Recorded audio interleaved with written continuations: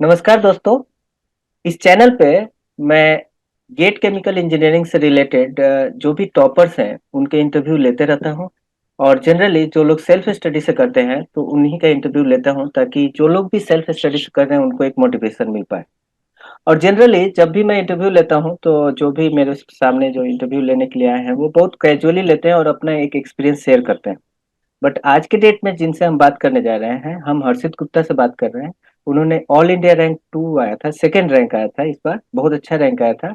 और उनसे जब मैंने बात किया इंटरव्यू के लिए तो उन्होंने एक प्रॉपर प्रिपरेशन किया, मतलब ऐसे लग रहा था कि सच में वो फ्यूचर एस्पायरेंट्स को हेल्प करना चाह रहे हैं। तो एक बहुत ही यूनिक चीज लगी कि जस्ट एक आके इंटरव्यू दे देना ऐसा नहीं, एक प्रॉपर तैयारी किया, कैसे बताना है, किस तरह से करना है। और पूरा हम एक एक्सेल फाइल भी बनाया, तो मुझे ये देख के बहुत अच्छा लगा। बहुत ही अच्छे कैंडिडेट हैं। आईआईटी बॉम्बे ग्रेजुएट है। और इस बार उनका सेकंड रैंक आया है, तो उनसे बात करेंगे डिटेल में। जानेंगे कैसे तैयारी किया है, फुल्ली सेल्फ स्टडी से तैयारी किया है उन्होंने। और पूरा प्रिपरेशन स्ट्रेटजी समझेंगे उनसे। तो हर्षित गुप्ता जी, आपका बहुत बहुत स्वागत है इस चैनल पे। और इस मतलब इंटरव्यू का स्टार्ट करने के पहले सबसे पहले हम आपके बारे में जानना चाहेंगे कि कहाँ से आपने बीटेक किया है और आपका एजुकेशन क्या क्या है, और गेट की तैयारी कब से स्टार्ट की।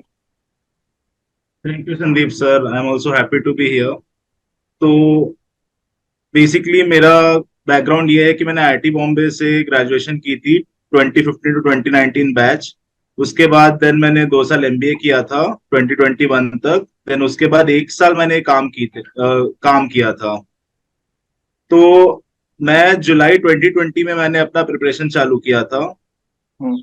तो उस समय मेरा ऐसा था कि सिंस मैं 2019 में लास्ट पढ़ाई की है केमिकल इंजीनियरिंग की, हम्म। तो मैं पूरा भूल चुका था एक तरह से।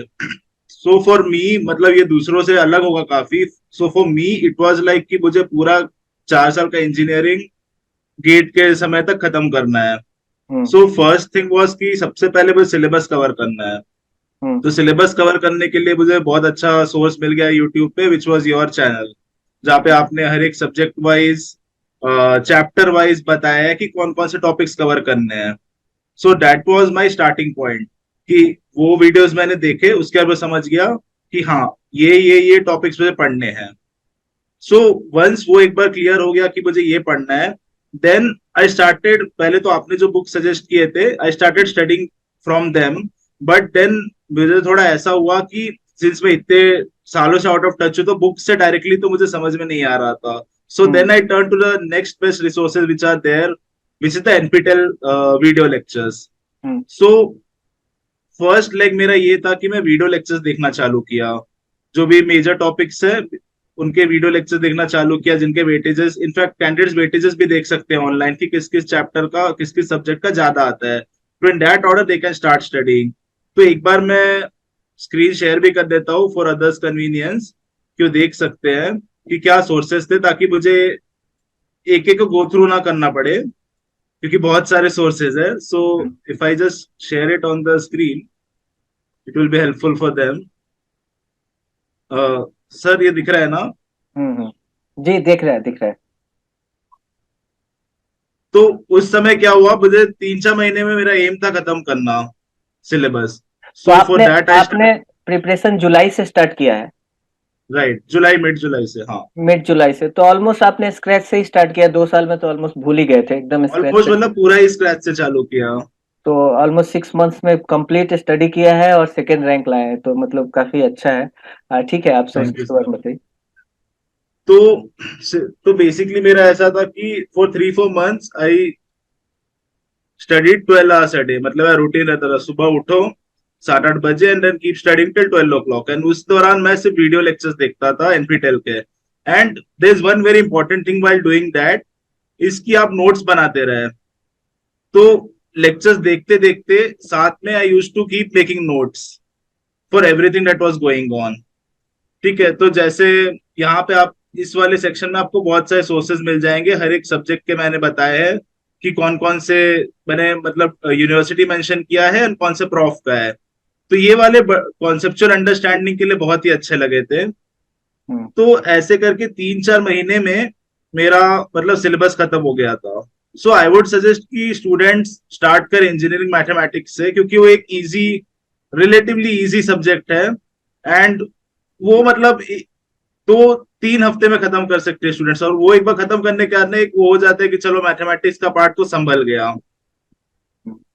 तो आई वुड स्टार्ट कि वहां से स्टार्ट करें अपना मैथमेटिक्स से, एंड देन स्टार्ट करें जो कोर सब्जेक्ट है, heat transfer, fluid mechanics, transport phenomena, उस ऑर्डर में है। एंड देन लास्ट में they can go to other topics like जैसे प्रोसेस कैलकुलेशन हो गया, प्लांट डिजाइन इकोनॉमिक्स हो गया, एंड केमिकल टेक्नोलॉजी हो गया।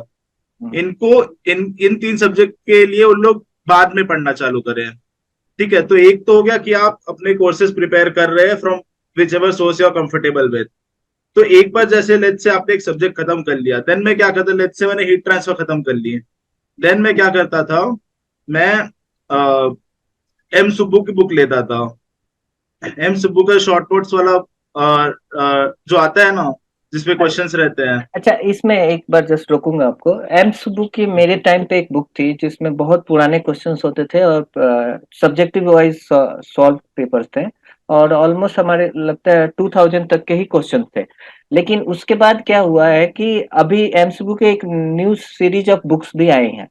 तो आपने वो नई वाली जो बुक थी वो यूज की है कि पुरानी वाली बुक है उसको यूज किया है? नहीं नहीं, मैंने एम सुब्बू का देखिए, मुझे जो अमेजन पे लेटेस्ट एडिशन मिला वो शॉर्ट नोट्स वाला, उनका एक रहता है सब्जेक्ट बाय सब्जेक्ट वाला, वो वाला मैंने नहीं यूज किया। Okay okay. सिर्फ जो एम सुब्बू शॉर्ट नोट्स रहता है ना, जिसमें मतलब इतनी सी बुक रहती है, एक ओके ओके। और लाल कवर वाली, तो और उसमें सिर्फ नोट्स रहता है या प्रीवियस ईयर क्वेश्चन भी रहते हैं? तो उस बुक में देखिए स्टार्टिंग में 3-4 पेजेस में उन लोग नोट्स लिखते हैं, एंड देन ऑब्जेक्टिव टाइप का रहता है, एंड देन सब्जेक्टिव टाइप का उन लोग क्वेश्चंस देते हैं, हाँ, प्रीवियस ईयर के रहते हैं, बट जो बिल्कुल भी ये बिल्कुल। रहते हैं। और उसमें प्रीवियस ईयर रहते हैं तो वो अप टू 2020 ऐसे तक कवर्ड है या 2000 तक के ही क्वेश्चन कवर्ड है? क्योंकि हमारे टाइम में वही बुक था जिसकी आप बात कर रहे हैं, बट वो पुरानी एडिशन थी। तो अभी नया नहीं, तो हमारे टाइम में भी जो है उसपे सब क्वेश्चंस नहीं है, मतलब उसपे बहुत ही लिमिटेड साल्स के हैं। ओके ओके ओके, ठीक है ठीक है। हाँ, हाँ, वो बुक तो तो बहुत अच्छी है, मैंने भी वो सॉल्व की थी, बहुत अच्छी बुक है। हाँ, वो आई थिंक वो after you complete a subject ना, उसके बाद वो आपने क्या सीखा उसको एक बार, मतलब उसके बाद सब्जेक्ट सॉल्व कर, थोड़ा क्वेश्चन प्रैक्टिस कर लो। इनफैक्ट मैं तो बोलूंगा कि पूरा उसका जो एक सब्जेक्ट है ना, उसका पूरा क्वेश्चन सॉल्व कर लो, तो ऐसा क्या, वो आपने सब्जेक्ट पढ़ ली, एंड देन आपका एक प्रैक्टिस भी हो गया, और वो भी आइडिया भी लास्ट लग ईयर गया कि क्वेश्चन आइडिया थोड़ा। भी लग गया किस फॉर्मूले पे क्वेश्चन आ रहे हैं, कौन सा कंसेप्ट ज्यादा इंपॉर्टेंट है। वो इस तरह से करने से हाँ हाँ, आइडिया भी लग वो जाता भी है। और वो सबसे भी अच्छी लग बात गया है, एंड अब। एम सुब्बू में बुक्स में जो है ना वो सॉल्यूशन भी सही है, मतलब बाकी सोर्सेज की तरह नहीं है कि सॉल्यूशन गलत है। हाँ, मतलब उसमें सोल्यूशन मुझे ऐसा कोई इश्यू नहीं लगा। हाँ हाँ, ठीक एक है। तो होंगे बट ठीक है, मतलब वो चलता है, वो तो समझ में आ जाता है कि क्या हाँ हाँ, क्या करना है उसका। ओके। और एक एक और होता है इम्पोर्टेंस, कॉन्फिडेंस बिल्डिंग। वो होता है कि आपने पढ़ा और आप क्वेश्चन सॉल्व कर पा रहे हो, तो वो भी एक रोल प्ले करता है कॉन्फिडेंस बिल्डिंग में। बिल्कुल बिल्कुल। आगे। हाँ, तो ऐसे करके मैंने सब सब्जेक्ट्स कवर कर लिए, बेसिकली सब्जेक्ट एम सुब्बू। ऐसे करके 3-4 महीने में मेरा मतलब सिलेबस खत्म हो गया था। ओके। देन एक बार ये हुआ, ठीक है, और इस टाइम मैंने नोट्स बना लिए अपने सब, साथ साथ ही। Hmm. Once this gets over, then उसके बाद आई वुड सजेस्ट कि अब आप previous year question paper solve करना चालू करें। So for previous year question paper I would suggest कि आप unitoperation.com का, this is the best site you can get for solving previous year question paper, क्योंकि इसमें 30 साल के क्वेश्चन रहते हैं। Even if you take the Nikhil Gupta का बुक, उसमें हम्म। 30 साल के नहीं रहते हैं, उसमें सिर्फ हम्म। 20 ईयर्स के रहते हैं।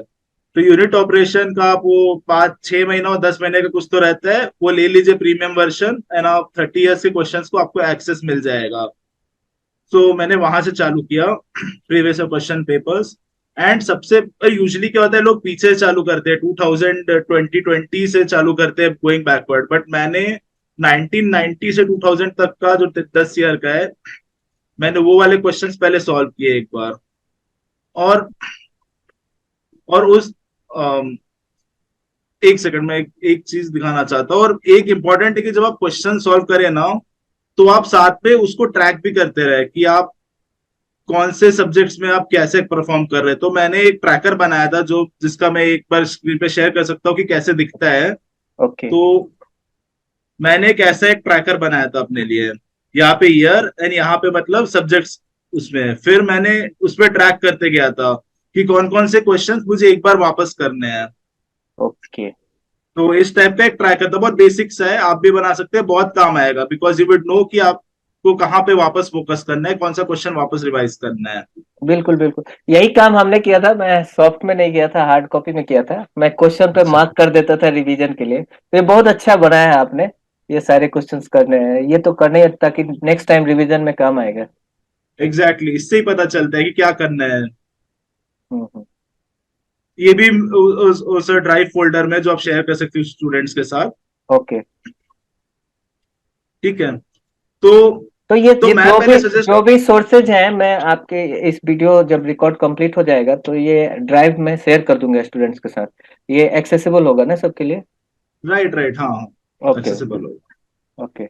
और मैं एक चीज सजेस्ट करूंगा कि आप पहले सिर्फ 10 साल का क्वेश्चन पेपर करें। एक बार आपने 10 साल का क्वेश्चन पेपर कर लिया 1990 टू 2000, उसके बाद फिर आप एक बार रिवीजन करें अपने नोट्स का। आप एक ही बार में 30 क्वेश्चन 20 साल का करने ना जाए, क्योंकि क्या होता है एंड एंड तक जाते जाते आप भूल जाएंगे, रिवीजन बहुत लेट हो जाएगा। तो वंस हम्म। यू कंप्लीट 2000 वाला, एक बार आप फिर रिवीजन चालू कर दें। तो ओके। उस समय मैंने क्या किया था, मैंने 2000 का हो गया ठीक है, मैंने फिर रिवीजन स्टार्ट किया। फिर जब मैं रिवीजन कर रहा था तो उस टाइम मुझे रियलाइज हुआ कि मेरे जो नोट्स है वो सिर्फ मैं पहली बार पढ़ा था, तो वो हम्म। बहुत ही मतलब अनऑर्गेनाइज टाइप के थे। बेसिकली जो भी टीचर बोल रहे थे मैं लिख रहा था। बट सेकेंड टाइम जब मैंने एक नोट बनाया, मैंने अब क्लीन वाले नोट्स बनाए, क्योंकि अब मुझे सब्जेक्ट पता है। तो यदि आपको कभी ऐसा लग रहा है कि आपके नोट्स बहुत ज्यादा हो गया समथिंग, तो आप टाइम लेके आई वुड से कि आप कॉन्साइज नोट्स बना ले, बिकॉज आपको उस टाइम लगेगा कि यार ये वापस एक्स्ट्रा मेहनत लग रहा है, बट इन दी एंड आपको बहुत हेल्प आएगा। It's like a one time effort जो आपको एंड तक फिर काम आएगा। So that is one thing that I would say, कि मुझे भी लग रहा था कि यार क्या क्या वापस बनाऊं, बट इट रियली हेल्प्स। सो बना लीजिएगा एक और हाँ, नोट्स यदि और आपको। जिसके पास टाइम कम हो वो ऐसे भी कर सकते हैं। पुराने नोट्स पे डिफरेंट कलर के पेन से मार्किंग कर सकते हैं, ये इम्पोर्टेंट है। तो वैसे भी कर सकते हैं। मैंने वैसे ही किया था, 2 बार नोट्स नहीं बनाए थे। बट अपने पुराने नोट्स पे ही मार्किंग कर लिया था, इम्पोर्टेंट इम्पोर्टेंट है तो क्विकली रिवीजन के लिए वो भी कर सकते हैं, ऐसे भी कर सकते हैं। और हाँ, अगर जो लोग इन टच है उन लोग को तो जरूरत नहीं पड़ेगा, मतलब इतने हम्म। नोट्स के, उनके हम्म। तो खुद के भी है एंड हाँ, उनको तो पता है सब्जेक्ट उस टाइम, जो पढ़ ही रहे हैं उन लोग। बिल्कुल बिल्कुल। तो ठीक है, तो ये हो गया कि मैंने अब क्या हुआ, मैंने सिलेबस भी खत्म कर लिया, 10 साल के पेपर भी कर लिया, रिवीजन भी कर लिया, नोट्स भी हो गए। हम्म। तो अब इसके बाद व्हाट आई डिड वाज कि मैं एक तो टेस्ट सीरीज भी ले लिया मैंने ईआईआई का। आई वुड रिकमेंड कि ईआईआई का टेस्ट सीरीज ले लीजिए। एंड टेस्ट सीरीज को एक तरह से इग्नोर मत करिए, क्योंकि ये भी नहीं बोल रहा कि पूरा हो जाएगा आपका, क्योंकि मेरा भी टेस्ट सीरीज का जो आई थिंक उसमें कुछ 71 या 81 पेपर्स होते हैं, हम्म। मतलब सब्जेक्ट वाइज भी होते हैं, देन बेसिक मीडियम टफ। तो सब नहीं हो पाएगा, बट जितना भी हो पा रहा है आप उसका भी एक ट्रैकर बना लीजिए। उसका भी बहुत बेसिक सा एक ट्रैकर बनेगा, जो वैसे ही रहेगा कि टेस्ट सीरीज सब्जेक्ट कौन सा है और उसमें कौन सा क्वेश्चन रिवाइज करना है बस। तो आप जो भी सॉल्व कर रहे हो उसका एक ट्रैकर बना लीजिए, क्योंकि फिर आपको बाद में रिवीजन में हेल्प आएगा। अच्छा, एक बार जस्ट रुकूंगा। ये टेस्ट सीरीज के बारे में बात कर लेते हैं। जो ये टेस्ट सीरीज आप रिकमेंड कर रहे हैं, इसमें जो टेस्ट सीरीज है उसमें मिस्टेक्स हैं कि नहीं है, एक, और दूसरा जो क्वेश्चन है एज पर गेट सिलेबस है कि नहीं? तो देखिए क्या है, देख मिस्टेक्स तो मुझे देखिए संदीप सर, वो तो मिस्टेक्स तो काफी जगह दिखे, यूनिट ऑपरेशंस में भी दिखे हैं, बिल्कुल टेस्ट बिल्कुल। सीरीज में भी दिखे ही होंगे, या फिर हो सकता है, मतलब मैं इस पे कमेंट नहीं कर सकता कि मिस्टेक है कि नहीं, क्योंकि सही आंसर मुझे भी ना पता हो। तो ओके। बट कुछ कुछ ऐसा लग रहा था कि यूनिट ऑपरेशन में तो है मिस्टेक्स। यूनिट टेस्ट ऑपरेशन में सीरीज है। में भी, टेस्ट सीरीज में मोस्टली तो नहीं है, बट हो सकते एक आध इधर उधर। Okay, and as per syllabus है या बहुत ज्यादा वेग है? क्यों बोल रहा हूँ, क्योंकि हमारे टाइम में जो ये टेस्ट सीरीज था उस समय बहुत वेग था, मतलब गेट के सिलेबस के हिसाब से था नहीं। ईआईआई और वाला। हाँ, ये वाला वो स्टार्टिंग था, बाद में उन्होंने बहुत इम्प्रूव किया होगा, इसलिए पूछा हूँ। और उस समय किसी भी कोई भी टेस्ट सीरीज ढंग के नहीं थे, और कोई भी टेस्ट सीरीज एरर फ्री नहीं थे। अभी तो बहुत साल बीत गए तो बहुत इम्प्रूवमेंट हुए होंगे, इसलिए पूछ रहा था कि आपका तो अच्छा रैंक आया है और आपका सब्जेक्ट का नॉलेज भी बहुत अच्छा है। मुझे तो इसी टेस्ट बात। सीरीज ईआईआई का तो सिलेबस के विद इन लगा, थोड़ा बहुत बाहर जाता है, but I would say that's a good point of it, because it makes you think from different directions. Okay. एक होता है कि आप प्रीवियस ईयर क्वेश्चंस के हिसाब से ही सोचे जा रहे हैं, एक होता है कि थोड़ा सा यदि उन्होंने ब्रांच आउट कर दिया ना तो आपका दिमाग और थोड़ा चल जाता है ओके कि ओके। यदि नया टाइप का क्वेश्चन भी आया तो आप हैंडल कर लेंगे। बट मुझे तो मतलब अच्छा मोस्टली लगा। तो पैटर्न के हिसाब से ही लगा। बट इधर उधर थोड़ा है भी तो that's a good thing I would say. एकदम मतलब ऐसा तो नहीं लगा बिल्कुल कि यार ये क्या सॉल्व कर रहा हूँ, मतलब सॉल्व कर रहा था, लग रहा था वैल्यू है, I okay am okay. Getting value out of.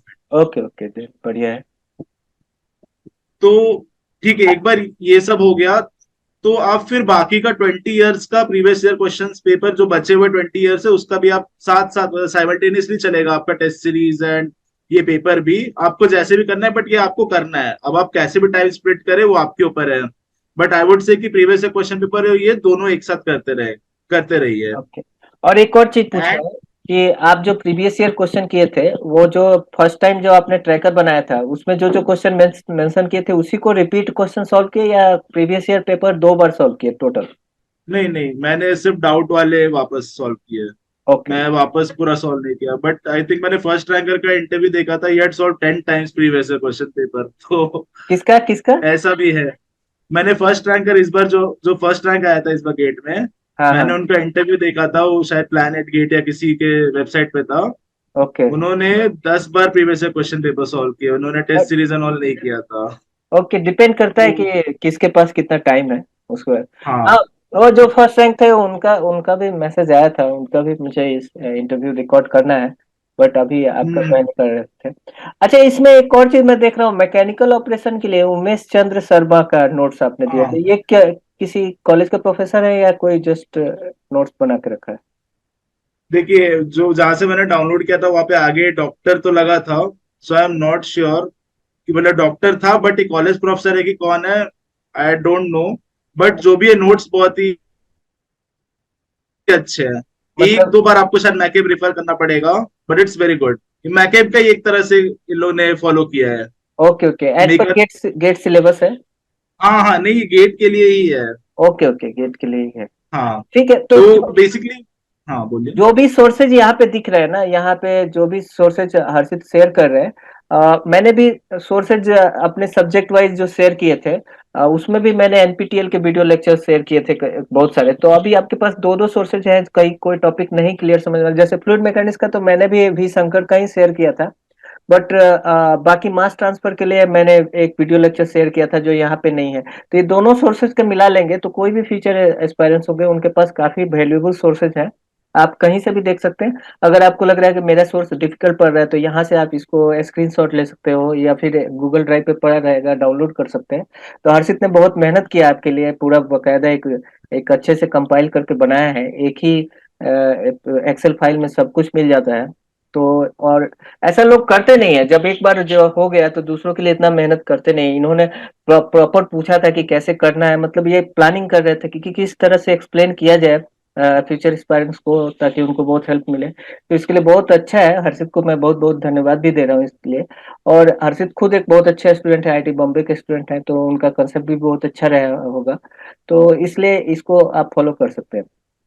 ठीक है हर्षित, आप कंटिन्यू कीजिए। Thank you sir. और एक चीज है कि लास्ट जो 3 4, तो हम लोग प्रीवियस क्वेश्चन पेपर्स की बात कर रहे थे, तो हम्म। लास्ट 3 4 साल के पेपर्स ना आप सॉल्व मत करिएगा, उसको कंप्लीट पेपर की तरह सॉल्व करेंगे इन द एंड, मतलब टाइम लगा के वैसा सॉल्व करिएगा। तो जैसे कि आपने 10 साल का कर लिया, 20 साल कर लिया, लास्ट 3 4 साल का प्रॉपर पेपर की तरह करना। तो फिर वो फीलिंग आएगी कि हाँ मैंने किया एक प्रॉपर पेपर, 2 3 किए। तो रिगार्डिंग प्रीवियस क्वेश्चन पेपर्स ये मेरा सजेशन रहेगा। तो ओके। आई थिंक मैंने कवर कर लिया है सिलेबस का, प्रैक्टिस का एंड रिवीजन का। हाँ, तो एक बार आपका, सो आई वुड सजेस्ट कि एक बार आप जब वो 3 4 पेपर सॉल्व करना चालू करते हैं प्रॉपर तरीके से, उसके पहले एक और बार रिवाइज कर लीजिए। ओके। तो फिर बिल्कुल आप एकदम फ्रेश, ऐसा लगेगा कि आप एकदम फ्रेश अभी एग्जाम ही देने आए हैं। बिल्कुल। और एक चीज मैंने और की थी यहाँ पे, ये किया था कि इसके पहले जो मैंने नोट्स बनाए थे वो 200 पेज के बुक्स में थे। हम्म अब मुझे लग रहा था कि ये भी मतलब एग्जाम के पहले रिवाइज करने में, अभी क्या है ना, अभी कॉन्सेप्ट तो समझ गया रहता है, अभी क्या रहता है basically at till this point मुझे फॉर्मूले वाले चीजें बचे थे, हम्म। बेसिकली दिमाग में बैठना। कॉन्सेप्ट आप इतने देर में समझ जाओगे क्या है। तो मैंने क्या किया था, इसके बाद एक और सेट ऑफ नोट्स बनाए थे 100 पेज का। मतलब मेरा एम था कि 100 पेज के अंदर नोटबुक्स में एक एकदम क्विक नोट्स टाइप बनाना है, जो मतलब कभी पलट ले। तो हम्म। वो बहुत काम आया था, क्योंकि एक महीने एग्जाम के पहले मैं वही मतलब रिवाइज कर रहा था, या 4-5 दिन पहले वही रिवाइज कर रहा था। तो बेसिकली अगर नोट्स के बारे में पूछे तो मैंने एक बहुत ही कॉम्प्रिहेंसिव, फिर एक क्लीन वाला, और एक फिर बहुत ही कॉन्साइज टाइप के बनाए थे। तो मैंने ओके। नीट ऐसे नोट्स है 3 लेवल पे बनाए थे। तो हर्षित, अभी तक हाँ। आपने तीन इंपॉर्टेंट एस्पेक्ट शेयर किए, और इसको मैं बार बार कहते रहता हूँ कि नोट्स इंपॉर्टेंट है, टेस्ट सीरीज इंपॉर्टेंट है, प्रीवियस ईयर पेपर इंपॉर्टेंट है। ये तीनों पे ही आपने फोकस किया है अभी तक, और कैसे करना है इसके बारे में बताया है। अभी इसके अलावा एक और क्वेश्चन था कि अभी यूट्यूब पे बहुत सारे लेक्चर अवेलेबल है, मतलब केमिकल इंजीनियरिंग के, गेट से रिलेटेड, मतलब प्लेथोरा ऑफ मैंने सोर्सेज अवेलेबल है, और उसमें आदमी कंफ्यूज हो जाता है कौन सा देखे कौन सा नहीं। तो आपने यूट्यूब को रिफर किया था कि नहीं, और रिफर किया था तो क्या क्या तो टॉपिक के लिए रिफर देखिए, किया? यूट्यूब का सबसे बड़ा यूज आया था, एक तो एनपीटेल। सो मैं बोलूंगा, यदि देखिए दो चीज है, आप एक तो यूज कर सकते हैं यूट्यूब को फॉर लर्निंग अ सब्जेक्ट। हम्म। दो यूज होता है, एक तो होता है लर्निंग द सब्जेक्ट, दूसरा होता है फॉर क्लियरिंग डाउट्स। ठीक बिल्कुल। है। तो I would say for learning the subject YouTube का यूज ना करे अदर देन जस्ट एनपीटेल। बिल्कुल ठीक है। मतलब मुझे याद, ये मेरी पर्सनल ओपिनियन है कि आई डोंट थिंक कोई कॉन्सेप्ट कोई कोचिंग वाला बता सकता है। तो मतलब दैट्स माय टेक कि एनपीटेल यूट्यूब यूज करना है तो बस एनपीटेल यूज करे, बाकी का जो भी है उसको रहने दे। Then for clearing doubts, yes of course, clearing doubts के लिए यूट्यूब पे बहुत सारे रिसोर्सेज अवेलेबल है। सो मेरे साथ क्या हुआ था, मोस्टली जो डाउट्स थे सब्जेक्ट से रिलेटेड, वो तो एनपीटेल एंड बुक्स, जो यहाँ पे मैंने एडिशनल बुक्स लिखा है ना, आप ये हम्म। बुक से भी रिफर कर सकते हैं। लेट्स से आपको एनपीटेल वीडियोस में कुछ समझ में ना आया हो तो हम्म। मेरे मोस्टली डाउट्स तो इन एनपीटेल एंड बुक से ही, स्टैंडर्ड बुक से ही कवर हो गए थे। देन एक होता है जैसे कि आपको कुछ कुछ चीजें देख के ज्यादा अच्छे समझ में आती, जैसे आप बुक में सेंट्रीफ्यूगल पंप आपने देख लिया, बट आपको उसका फील नहीं आएगा जब तक आप उसको इन एक्शन नहीं देखेंगे कि बिल्कुल। एक्चुअली क्या है। तो कुछ कुछ सोर्सेज है, दो तीन ये दो तीन बहुत ही बढ़िया सोर्सेज है जो पूरे एनिमेशन के साथ दिखाते हैं कि सेंट्रीफ्यूगल पंप के अंदर हो क्या रहा है। उन लोग पूरा ऐसे ब्लास्ट करके दिखाते हैं डायग्राम की, ये है, ये पार्ट्स है, ये ऐसे इंटरेक्ट करते हैं, फ्लो ऐसे हो रहा है, हम्म। और साथ में थियरी बहुत बताते हैं अच्छे से। तो यहाँ पे मैंने वो यूट्यूब सोर्सेज लिस्ट किए विद उसपे क्या क्या यूजफुल था, जो मतलब एक बच्चा यदि देखेगा तो उसको पूरी क्लैरिटी आ जाएगी, सब theory plus how it's actually happening. Hmm. तो जैसे कि सावरी हो गया, जॉन ब्रुक्स कंपनी लिमिटेड, लेसिक्स हो गया, एंड पावर प्लांट डिस्कशन। तो मैंने क्या क्या वहां से देखा था, मतलब देखा तो मैंने बहुत सारे थे, बट जो जो यूजफुल है, तो हम्म। वो मेन ये चैनल्स हैं, इनमें ये टॉपिक्स वहां से बहुत अच्छे से दिए हुए हैं। हम्म। काफी ने तो 2-3 वीडियो बनाए 1-1 घंटे के, तो बहुत ही बढ़िया है। हम्म। बाकी तो मैंने यूट्यूब को एज सच यूज नहीं किया है गेट प्रिपरेशन में। यही दो फैक्टर रहे हैं, डाउट बिल्कुल। Clearing and NPTEL and NPTEL. बिल्कुल। बिल्कुल, इसमें जो साउडी जो है सोर्स, ये तो इसके वीडियोस मैं भी देखा हूँ, ये वीडियो बहुत अच्छे होते हैं।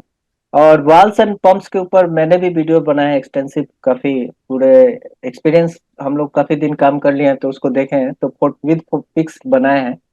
लेसिक्स तो बहुत अच्छा चैनल है उसका, तो नो डाउट मैंने भी कभी कभी देखा है, बट गेट के लिए उतना रेलेवेंट नहीं है, बट ओवरऑल इंजीनियरिंग अंडरस्टैंडिंग के लिए बहुत अच्छा है। जॉन ब्रुक्स कंपनी लिमिटेड, इसका नाम मैं नहीं सुना था, पहली बार आप ही का देखा हूँ, तो इसको मैं भी रिफर करूंगा। अब बाकी पावर प्लांट डिस्कशन का जो ये रिवर्स ऑस्मोसिस, ये सब इसको लेकर के मुझे भी वीडियो बनाने हैं। मैं अभी रिसेंटली एक बीओई का एग्जाम दिया था, उसमें सिलेबस था, तो बनाऊंगा। तो ओवरऑल इस टॉपिक्स को मैं भी कवर, कुछ वाल्व पंप तो कवर किया हूँ, बाकी रिवर्स ऑस्मोसिस ये सब मैं भी कवर करूंगा। तो अच्छा है, सोर्सेज बहुत अच्छे हैं, सारे सोर्सेज मुझे भी पता थे। जॉन ब्रुक्स कंपनी लिमिटेड वाले सोर्स का हमको थोड़ा चेक करना है।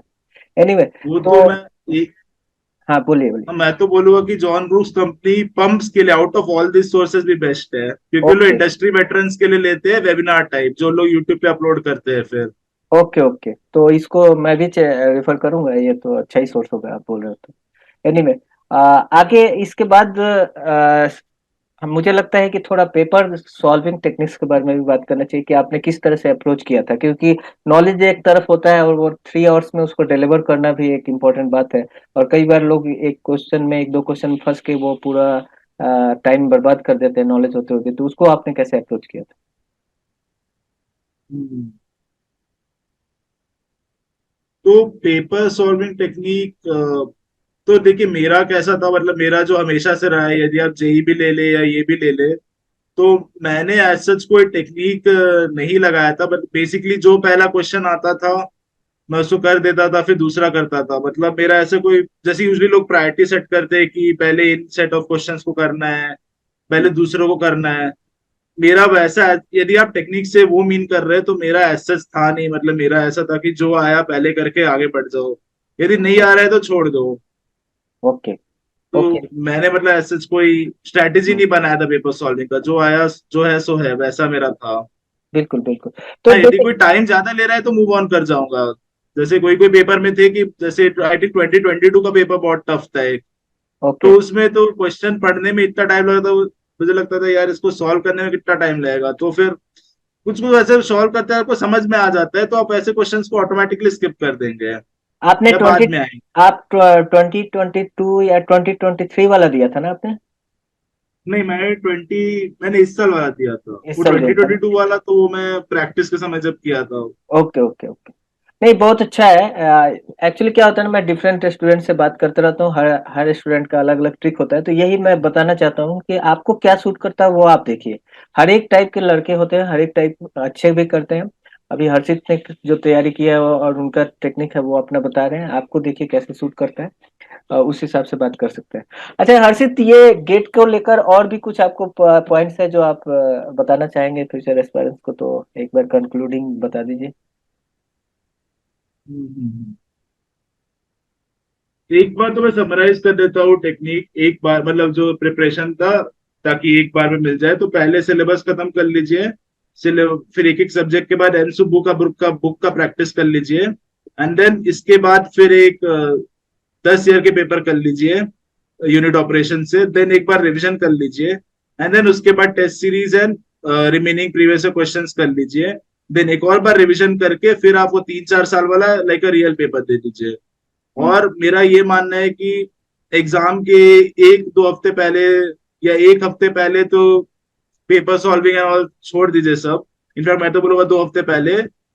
और उस टाइम आप सिर्फ अपने नोट्स रिवाइज करिए। बिल्कुल बिल्कुल। यदि मैंने भी लास्ट हफ्ते बिल्कुल छोड़ दिया था कोई भी पेपर हाँ, सब, only previous only notes revise किया था एक हफ्ते के लिए। हाँ, बिल्कुल तो बिल्कुल। ये तो एक समरी हो गया कि कैसे प्रिपेयर करें। एंड दूसरा, यदि भी कुछ कुछ ऐड करना है, तो आई थिंक मैंने एक बार मैं देख लेता हूँ शीट में, मुझे कुछ किसी कोर्स के बारे में या किसी के बारे में कुछ बताना है क्या।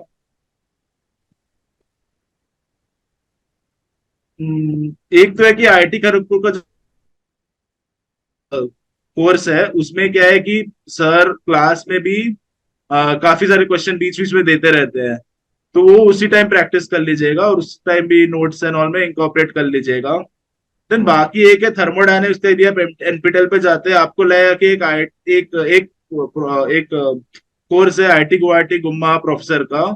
वो क्या है, थर्मोडायनेमिक्स पूरा एक ही में दे देते, थर्मो वन थर्मो टू नहीं है, तो आपको लगेगा कि एक ही में सब हो जाएगा, बट उससे फिर कुछ अंडरस्टैंडिंग नहीं आती। तो इसलिए मैंने भी 2-3 लेक्चर दिखे थे, बिल्कुल मतलब ओके। कॉन्सेप्ट बिल्डिंग बिल्कुल भी नहीं है। तो उसको अवॉइड करिएगा। एंड हाँ, ये है कि आप केमिकल टेक्नोलॉजी एंड में पढ़िए एकदम। एंड मतलब सब कुछ जब हो गया उसके बाद आप पढ़िए, हर सब्जेक्ट के बाद, ताकि ये दिमाग में रहे। ओके। और और तो एज सच एक्स्ट्रा तो कुछ नहीं है। और फिर एक था प्रोसेस कैलकुलेशन का, तो प्रोसेस कैलकुलेशन मैंने ज्यादा फोकस नहीं किया था, क्योंकि इन अ वे वो ज्यादा मुझे कॉमन सेंस टाइप लगता है, बैलेंसेस है। बिल्कुल बिल्कुल। तो यदि पर आपको उस पर पता रहना चाहिए, जैसे कि स्टोइशो, जैसे वो एक्सटेंट ऑफ रिएक्शन क्या होता है, एक्सेस एयर क्या होता है, ये सब भी आपको पर पता रहना चाहिए। तो वो हम्म। सब के लिए बेस्ट है कि आप पीडीएफ ट्रांसक्रिप्ट ले ले, जो आजकल एनपीटेल में पीडीएफ ट्रांसक्रिप्ट आप डाउनलोड कर सकते हैं, उसमें स्लाइड्स भी रहते हैं प्रोफेसर का। तो हम्म। इंस्टेड ऑफ, इसके माजूमदार सर का क्या है कि लेक्चर्स बहुत स्लो है और वो स्लाइड ही रीड करते हैं। तो ओके। उससे बेटर है कि स्लाइड्स, उनका पीडीएफ ट्रांसक्रिप्ट निकाल लीजिए, उसमें स्लाइड्स पढ़ लीजिए उनका क्या है, और ये एस के उससे आपको मजुमदार पता सर, चल ये जाएगा। कौन से कॉलेज के प्रोफेसर हैं? कौन? एस के मजुमदार सर? ये आई थिंक आईआईटी खड़गपुर का है, ओके ओके। प्रोफेसर है। Okay okay, anyway. ओके, ठीक है, थैंक यू हर्षित, आपने बहुत कुछ शेयर किया। अभी आपसे थोड़ा पर्सनल भी पूछेंगे कि आपने आईआईटी बॉम्बे से बीटेक किया है, देन आईएम से एमबीए किया है, देन फिर ये गेट क्यों? ओके, तो ये मुझे सब लोग ही पूछ रहे हैं, इंटरव्यूअर्स भी पूछ रहे हैं ओ- कि वर्क लाइफ बैलेंस, तो जो गवर्नमेंट सेक्टर एंड ये सब में होता है, तो मेरा टारगेट क्या था आफ्टर, मेरा टारगेट क्या था कि I wanted to get into BARC. Okay, तो वहां पे वर्क लाइफ बैलेंस काफी अच्छा रहता है, जबकि कॉर्पोरेट में वर्क लाइफ बैलेंस का इशू रहता है। तो आपने तो वो, आईएम करने के बाद 1 साल कॉर्पोरेट में जॉब भी किया है? राइट, बिल्कुल। और उसके बाद आपको वो वर्क लाइफ बैलेंस नहीं दिखा, इसलिए आप इधर गेट के थ्रू हाँ, मूव किए? वही बस एक रीजन है, सबके अब अलग प्रायोरिटीज होते हैं, मेरे ये प्रायोरिटीज था। बिल्कुल ठीक है। एनीवे, तो आपने बार्क का इंटरव्यू क्लियर किया है। बार्क का interview one of the toughest interview माना जाता है केमिकल इंजीनियरिंग फील्ड में। अनफॉर्चुनेटली मैं उसको नहीं दे पाया था, हमारे टाइम वो ऑप्शन नहीं था। तो इस बार के इंटरव्यू के बारे में हम काफी डिटेल में आपसे बात करेंगे। तो अभी इस वीडियो को लंबा नहीं करते हैं, इस वीडियो को यहीं स्टॉप करते हैं। नेक्स्ट पार्ट में हम आपसे बात करेंगे कि बार के इंटरव्यू का तैयारी कैसे किए थे और क्या क्या क्वेश्चन पूछे गए थे। तो एक कंप्लीट गाइडेंस होना चाहिए बार के इंटरव्यू का, जो कि मेरे चैनल पे अवेलेबल नहीं है। ये एक रिसोर्सेज कमी थी इस चैनल पे केमिकल इंजीनियरिंग से रिलेटेड। मोस्टली मैं सारे टॉपिक को कवर करता हूँ, बट ये बार्क से रिलेटेड जो कमी थी वो आपकी मदद से आज पूरा होगा। तो हम इस सेकंड पार्ट में आपसे बात करेंगे बार्क को लेकर के। बार्क का इंटरव्यू कैसा हुआ था, उसके लिए कहाँ से प्रिपरेशन किया था, क्या क्या क्वेश्चन पूछा था, इसके बारे में डिटेल बात करेंगे। तो इस वीडियो में हम गेट से रिलेटेड ही एस्पेक्ट को कवर कर रहे हैं।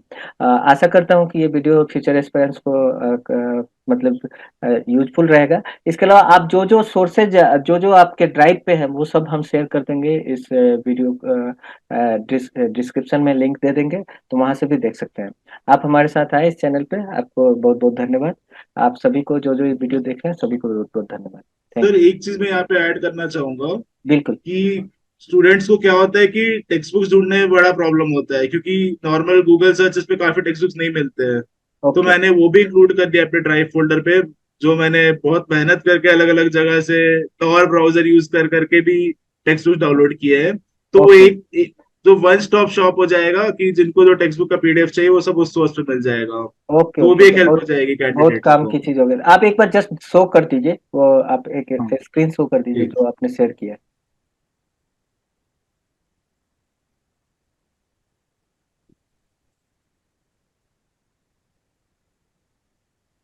तो ड्राइव के फोल्डर्स में भी ये वाले रहेंगे। यहाँ पे जैसे मैं इस वाले फोल्डर में हूँ, gate text book and tracker template में, इसमें एक तो मैंने ट्रैकर इंक्लूड कर दिया है अपना, यदि किसी को देखना हो कैसे बनाना है तो। और ओके। बाकी मैंने जो भी मतलब सोर्सेज वन बुक्स मेंशन किए हैं ना, जैसे हम्म। आपको यहाँ पे सब मेजर वाले मिल जाएगा, Levenspiel, Coulson, Dryden, okay Fogler, basically जो भी आपको काम आएंगे। Okay okay. एंड और फिर प्रोसेस इकोनॉमिक्स के लिए सबसे अच्छा साइट जो सोर्स है वो एम सुब्बू के नोट्स लेक्चर है। नोट्स वेबसाइट पे मिलते हैं, वो भी मैंने यहाँ पे डाउनलोडेड है, तो मैंने वो भी शेयर कर दिया। Okay and probability and statistics वो आईटी खड़गपुर सर के उसमें नहीं होता कवर, उस एनपीटेल में, तो मैंने अलग से, मैंने जहाँ से पढ़ा था आईटी बॉम्बे के मेरे खुद के वाले पीडीएफ नोट्स है उस टाइम का, तो वो भी शेयर कर दिया। तो यहाँ पे आपको टेक्स्ट बुक, ट्रैकर एंड बाकी के सोर्सेज भी मिल जाएंगे, प्लस ये एक्सेल भी मिल जाएगा। वाह, बहुत अच्छा। तो ये काफी काम की हो जाएगी सबके लिए। तो आशा करता हूँ कि ये जो भी फ्यूचर एस्पायरेंट्स होंगे उनको ये मदद होगी इससे। तो ठीक है, अभी इस मीटिंग को स्टॉप करते हैं। नेक्स्ट पार्ट में हम लोग बात से रिलेटेड इंटरव्यू गाइडेंस के बारे में बात करेंगे। Thank you.